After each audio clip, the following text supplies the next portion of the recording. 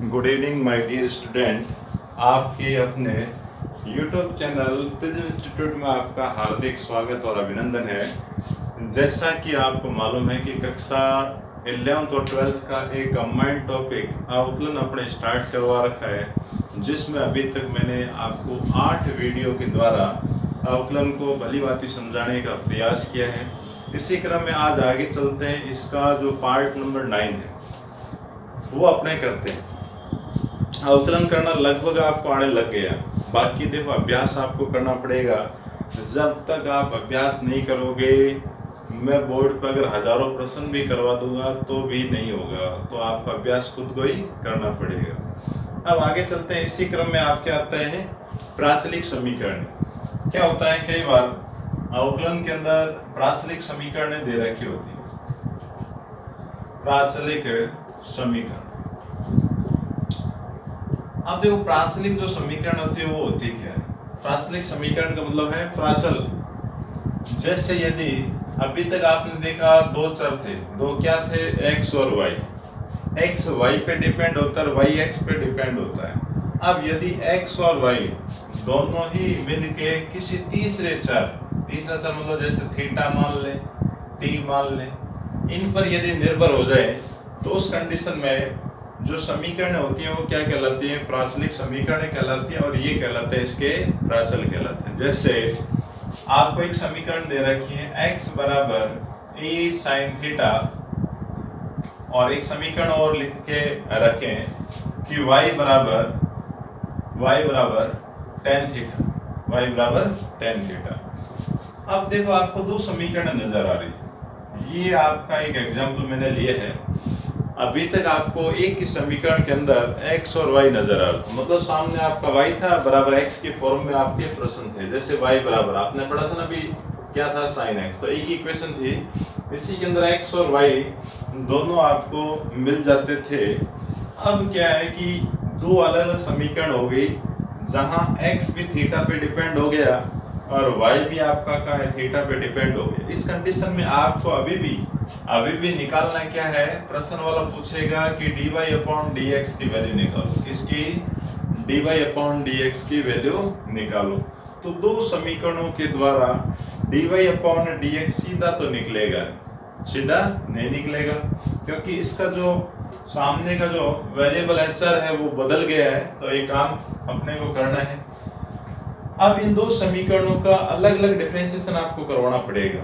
अलग अलग कैसे, कि जैसे पहले समीकरण को ले, x बराबर क्या लिखा हुआ है, x बराबर दे रखा है a sin थीटा दे रखा है। सामने जो चर है वो क्या है, थीटा है। तो अपने x का डिफरेंशिएशन थीटा की रेस्पेक्ट अपने को करना पड़ेगा। क्या होगा, x का डिफरेंशिएशन पहले होगा थीटा के रेस्पेक्ट। तो यही लिखें कि थीटा के सापेक्ष है ना, तो differentiation with respect to theta के सापेक्ष इसका अवकलन करोगे।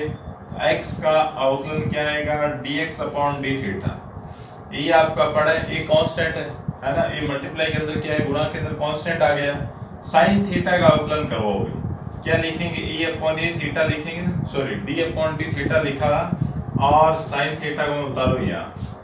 भाई देखो चीज आपकी वही है, जैसे d अपॉन dx लिखते थे ना, अब अपने क्या काम में ले रहे हैं, d अपॉन d थीटा, क्योंकि अवकलन हो रहा है किसके सापेक्ष, थीटा के सापेक्ष अवकलन हो रहा है। तो d अपॉन d थीटा इधर लगाया, यहाँ पे d अपॉन d थीटा लगाया। मैंने a को बाहर लिख दिया पहले से, ये आपका क्या है, कांस्टेंट है, तो a को कहाँ रखा, बाहर, तो ये आपका पड़ा है। sin थीटा का अवकलन क्या होता है, cos थीटा। जैसे x के सापेक्ष करवा रहे थे वैसे ही होगा, जैसे sin x का क्या होगा, cos x, वैसे sin थीटा का क्या होगा, cos थीटा हो जाएगा। तो कुल मिला के dx अपॉन d थीटा की वैल्यू तो आ गई आपके पास ये। इसे आप समीकरण नंबर क्या लगा दें, 1। अब ये जो दूसरी समीकरण दे रखी है, इसका भी थीटा के सापेक्ष से करेंगे। एक बार मैं लिख देता हूँ, क्या दे रखा है, y equals to tan theta. तो वापस वही लिखेंगे कि differentiation with respect to theta, theta के सापेक्ष इसका अवकलन आप करोगे। तो वही काम पहले आप क्या लिखें, d अपॉन d थीटा इधर भी, और सामने भी आप क्या लगाओ, d अपॉन d थीटा लगाओ। तो कुल मिला के कुल मिला के ये आपका जो था dy अपॉन डी थीटा। अब देखो tan थीटा, जैसे tan x का क्या होता है sec स्क्वायर x होगा, वैसे tan थीटा का भी क्या होगा sec स्क्वायर थीटा हो जाएगा। तो इधर अपने क्या लिखेंगे sec स्क्वायर थीटा। समीकरण नंबर आ गई। तो अभी तक आपको क्या नहीं मिला, जो प्रश्न में पूछा है dy अपॉन dx आपको नहीं मिला। तो dy अपॉन dx कैसे मिलेगा? देखो dy के बटे में क्या चाहिए, dx चाहिए, ठीक है। तो देखो एक काम में यदि ये करवाऊं कि dy अपॉन डी थीटा है ना, इसके अंदर यदि किसका dx अपॉन डी थीटा का मैं भाग यदि करवा दूं तो आप खुद देखें कि डी थीटा से क्या होगा, डी थीटा कैंसिल हो जाएगा, तो आपको मिलेगा क्या, dy अपॉन dx। तो देखो पहला काम क्या है कि दोनों जो समीकरण दे रखे हैं, थीटा दे रखे हैं अगर सामने सर, तो थीटा के सापेक्ष दोनों का अलग अलग आप डिफरेंशिएशन करवा लें। ये करने के बाद dy अपॉन dx सही है, तो जो dy अपॉन डी थीटा है उसमें किसका dx अपॉन डी थीटा का भाग आप लगा दें। तो देखो लगा देते हैं कि dy अपॉन डी थीटा की वैल्यू क्या दे रखे हुए, क्या निकाली है, sec square theta dx upon D theta. ये रहा समीकरण नंबर 1 से, चाहे आपका a cos थीटा। तो ये आपका आंसर आ गया। अब इसको यदि और आगे लेके चलना चाहो तो आप ये काम करवा सकते हैं कि sec को आप cos के अंदर कन्वर्ट करवा सकते हैं। तो देखो कुछ नहीं करना, आपको होगा क्या, ऐसी दो समीकरण आपको मिलेगी। आपको ये पता लगाना है कि सामने जो चर दे रखे हैं थीटा है या t है या और कुछ है, तो उसके सापेक्ष दोनों का अलग अलग डिफरेंशिएशन आपको करना पड़ेगा। और हालांकि बहुत आसान समीकरण आपके पास होती है, पहले का अवकलन आपने सीख लिया है, तो ये तो चुटकी बजाने का काम है, 2 सेकंड का काम है, आप आराम से उसे कर लोगे। तो जैसे इन दोनों का अवकलन आपने करवाया, बस इतना सा काम और बढ़ जाएगा कि dy अपॉन dx कैसे निकलेगा। dy अपॉन डी थीटा में किसका dx अपॉन डी थीटा का जैसे आप भाग लगा दोगे, दोनों से मान को उठा के यहाँ आप रख दोगे, तो आपको किसका मान मिल जाएगा, dy अपॉन dx की वैल्यू जो प्रश्न में पूछ रखी है वो आपको मिल जाएगी। इसका स्क्रीनशॉट यदि आप लेना चाहे तो एक बार आप ले लें, इसी क्रम में और आगे चले। ऐसे बढ़िया प्रश्न है ना, ऐसे बहुत सारे प्रश्न आप खुद भी बना बना के कर सकते हैं, कोई दिक्कत नहीं आएगी। चलो और आगे चलते हैं। आगे इसमें एक एग्जाम्पल और लेते हैं, अपने कुछ एग्जाम्पल वगैरह और लेते हैं। तो बस इसमें ये होता है कि x और जो y है वो किसी तीसरे चर पे क्या हो जाते हैं, डिपेंड हो जाते हैं, किसी तीसरे चर पर निर्भर रहते हैं मान के लिए। क्यों, जैसे जैसे आप थीटा की वैल्यू रखोगे आपका वो चेंज होता रहेगा। इस बार सर मैं चेंज कर लेता हूँ, t लेते हैं भी, जैसे x बराबर t प्लस e की power t, y equals to t square plus 2t और प्लस में क्या ले लिया मैंने 4। दो समीकरण जहां नजर आए तो ये समीकरण क्या कहलाएगी, प्राचलिक समीकरण कहलाएगी। अब x और y दोनों किस पे डिपेंड हो रहे हैं, कौन सा चर आपको दे रखा है, t। चर क्या हो गया, t हो गया।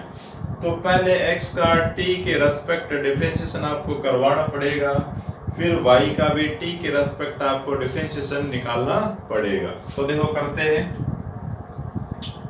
पहले x वाले का करें भी। चलो एक बार और लिख देता हूँ, इसी समीकरण को मैंने यहाँ दोबारा लिखा, लिखेंगे भाई डिफरेंशिएशन विद रेस्पेक्ट टू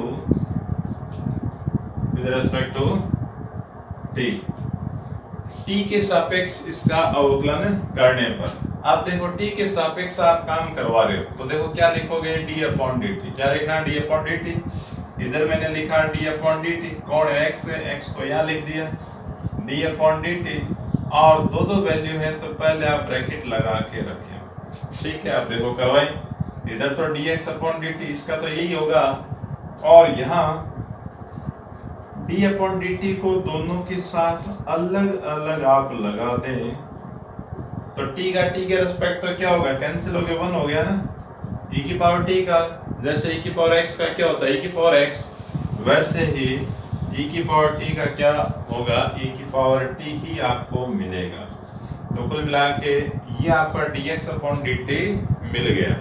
इसी प्रकार इक्वेशन नंबर 2 को काम में लेके फिर निकालते हैं। 2 को मैं फिर लिख देता हूँ कि टी स्क्वायर प्लस 2t और प्लस में क्या दे रखा है 4। इसका भी t के सापेक्ष आप डिफरेंशिएशन निकालोगे तो differentiation with respect to t के सापेक्ष आप करोगे, इसका मतलब d upon d t, y के साथ में डी अपॉन डी टी, सामने जो वाई की वैल्यू दे रखी है उसको मैं यहाँ उतार रहा हूँ। अब सभी के साथ अलग अलग लगाएं, D upon d T T square के साथ लगाया, ये 2 कांस्टेंट है बाहर लिख दिए, D upon d T T plus में डी अपॉन डी टी और क्या है 4। जैसे x के सापेक्ष करवा रहे थे वैसे ही होगा। देखो टी स्क्वायर है मतलब एक्स स्क्वायर का क्या होता है 2x, वैसे टी स्क्वायर का क्या होता है 2t, और ये 2 t का t के रेस्पेक्ट क्या आ जाएगा 1 आ जाएगा, और सिंगल कांस्टेंट आ गया तो क्या हो जाएगा 0। तो 2t प्लस में क्या आ गया 2 आ गया, किसका मान आया dy अपॉन dt भी आपको मिल गया। अब एक काम करते हैं कि आपको उद्देश्य आपका अभी भी वही है, क्या चाहिए आपको dy अपॉन dx की वैल्यू चाहिए। ये कहाँ से आएगी, जब dy अपॉन dt के अंदर किसका dx अपॉन dt का भाग लगा दोगे तो आपको मिल जाएगा। तो दोनों की वैल्यू आपके सामने पड़ी है। आप देखो लिखें भी, ऊपर तो dy अपॉन dt की वैल्यू को रख रहा हूँ और नीचे बट्टे में मैं dx अपॉन dt की वैल्यू को रख रहा हूँ। देखो कोई भी चीज़ आपस में कैंसिल नहीं हो रही तो इसको आप यही छोड़ दें। ये आपका फाइनल आंसर आ गया किसका dy अपॉन dx की वैल्यू आपको मिल गई। तो ऐसे बहुत आसान है, करना कुछ नहीं है। जैसे पहले आप x के सापेक्ष अवकलन निकाल रहे थे वही अवकलन अब कभी t के सापेक्ष निकालेंगे, कभी थीटा के सापेक्ष निकालेंगे, और बिल्कुल छोटे छोटे और आसान प्रश्न आपको मिलेंगे। इसमें बस वो काम 2 बार करवाना है।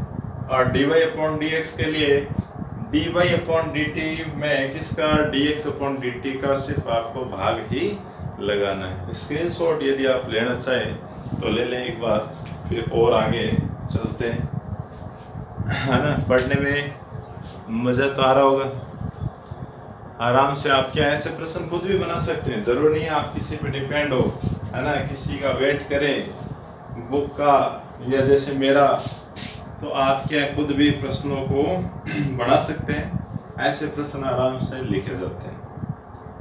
चलो एक आधा और करवाइए, एक और करवाता हूँ मैं आपको। फिर लॉग वाले हैं वो आज मैंने नहीं लिए, लॉग वाले प्रश्न हैं उनको अलग से लेंगे। काफ़ी बड़े बड़े प्रश्न होते हैं, वो पैरामेट्रिक्स है, इनके प्रश्न आते भी है ना, बहुत सारे प्रश्न आते हैं।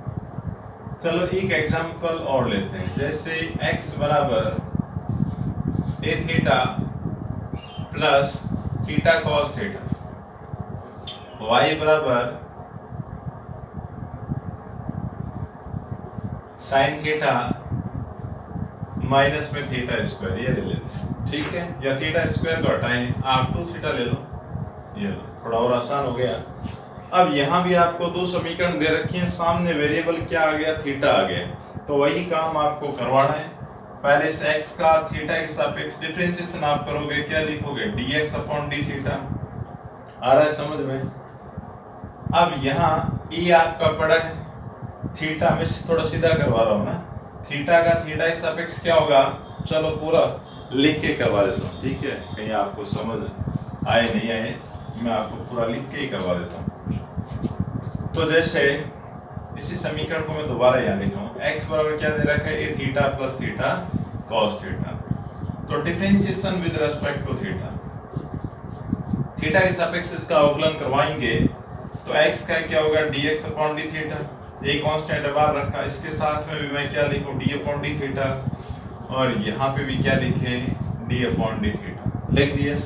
लिखने के बाद इधर तो हो गया आपका dx अपॉन डी थीटा, एक कांस्टेंट बड़ा है, थीटा का थीटा के रिस्पेक्ट क्या आ गया 1 आ गया, तो मल्टीप्लाई 1 लिखूं। यहाँ आते ही एक वही दिक्कत आ गई, दिक्कत क्या आ गई u इंटू वी आ गई, तो समस्या नहीं, आपने सीख रखा u इंटू वी मेथड, तो किसी भी एक को बाहर रखें, एक मतलब जैसे थीटा को बाहर रखा, पहले जैसे मैंने किसका cos थीटा का डिफरेंशिएशन करवा दिया, अब की बार cos थीटा को बाहर रख लेते हैं प्लस का चिन्ह लगाते हुए, और किसका थीटा का अब करवा दिया जाएगा, ठीक है। तो ए रखा, ये थीटा लिखा, कॉस थीटा का साइन थीटा वो भी माइनस का, तो ब्रैकेट के अंदर लिखता हूँ साइन थीटा। जैसे कॉस एक्स का क्या होता है नेगेटिव साइन एक्स होता है, वैसे कॉस थीटा का क्या होगा नेगेटिव साइन थीटा।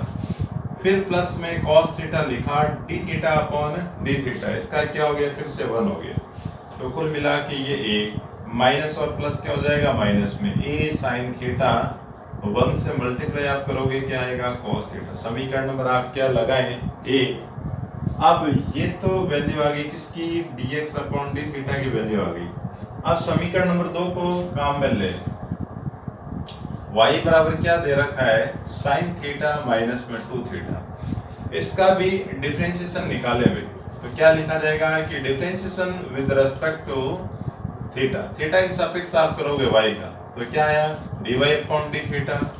इधर भी ये देखो दो संख्याएं, दो पार्ट, दोनों के साथ अलग अलग पहले d अपॉन डी थीटा लगा दो। 2 कांस्टेंट मैंने 2 को कहाँ रखा है बाहर रख दिया।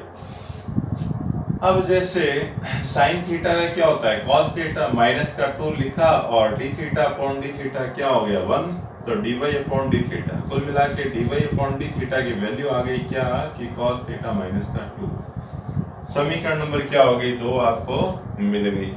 आपका उद्देश्य अभी भी वही है कि चाहिए क्या dy अपॉन dx चाहिए। ये कैसे मिलेगा, dy अपॉन डी थीटा में किसका dx अपॉन डी थीटा का भाग आप लगाओगे तो मिल जाएगा। तो dy अपॉन डी थीटा आपने निकाल रखा है क्या है cos theta minus 2 upon dx upon D theta की वैल्यू हो गई a माइनस में थीटा साइन थीटा और प्लस में cos थीटा। आपस में कोई चीजें कैंसिल नहीं हो रही, तो आपका final answer dy upon dx मिला आपको ये। तो इस प्रकार देखो पैटर्न काफी आसान है, पैरामेट्रिक इक्वेशन होती है प्राचलिक समीकरण, तो इनको हल करवाना आपको अब आपको आराम से आ जाना चाहिए। मैंने आपको यहाँ 3 एग्जाम्पल करवाए हैं, कुछ प्रश्न मैं आपको और लिख दूंगा, स्क्रीनशॉट यदि आप लेना चाहे तो एक बार ले लें। आपको अभ्यास के लिए 2-4 प्रश्न मैं आपको लिख देता हूँ ताकि उनको आप करने का अभ्यास करें, ठीक है। और आगे चलते हैं, जैसे कुछ प्रश्नों को मैं लिख देता हूँ। अभ्यास के लिए आपको मैं प्रश्न लिख रहा हूँ और आप कुछ प्रश्नों को और भी बना के आराम से उनको हल करवा सकते हैं, खुद भी बना सकते हैं, कहीं से अगर लिख रखें तो उससे भी आप उन प्रश्नों को हल करवा सकते हैं। जैसे पहला प्रश्न कि x बराबर a theta minus tan theta y equals to theta cos theta. दूसरा question x equals to t sin t y equals to 1 upon t। तीसरा प्रश्न x equals to t square plus 2t और y equals to t root t।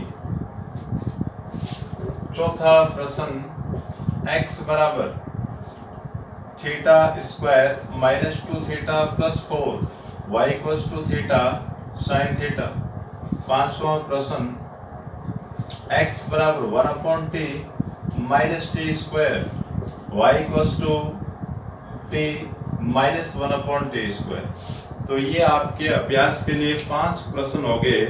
इन पांचों को यदि आप आराम से कर लेते हो, कहीं मिस्टेक यदि आपकी नहीं आए तो आप ये मान के चले कि जो प्राचलिक समीकरणों का जो टॉपिक है पैरामेट्रिक जो इक्वेशन है उसको आप आराम से हल करवा लोगे, कोई दिक्कत नहीं आएगी। इसका भी आप स्क्रीनशॉट ले लें ताकि आराम से इन प्रश्नों को नोट बुक है जो आपकी रजिस्टर है आपका उसमें आराम से आप मिलाएं, इन प्रश्नों को करने का अभ्यास करें।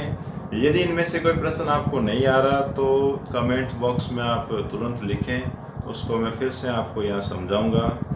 वीडियो यदि अच्छा लगा है तो लाइक शेयर और चैनल को सब्सक्राइब ज़रूर करें, साथ ही बेल आइकन को भी लगाएं ताकि नई नई नोटिफिकेशन नए नए वीडियो आपको मिलते रहें। नेक्स्ट वीडियो के अंदर फिर मुलाकात होती है, तब तक के लिए सभी को good bye, thank you all of you.